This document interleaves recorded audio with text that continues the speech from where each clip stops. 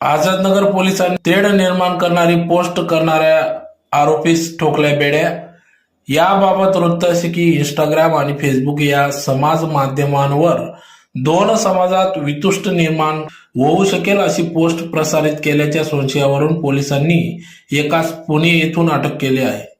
शहरातील आझादनगर पोलीस ठाण्याच्या पोलिसांनी सदरची ही कारवाई केली असून याबाबत अधिक माहिती अशी की 23 सप्टेंबर 2024 रोजी दुपारी 2:30 वाजेला मोहम्मद नादिर जमील अहमद अन्सारी राहणार बडी जामा मस्जिद जवळ इस्लामपुरा देवपूर धुळे यांना इंस्टाग्राम अकाउंटवर दोन समाजात तेढ निर्माण होईल असा आक्षेपार्ह मजकूर निदर्शनास आल्याने त्यांनी आझादनगर पोलीस ठाण्यात फिर्याद दिली।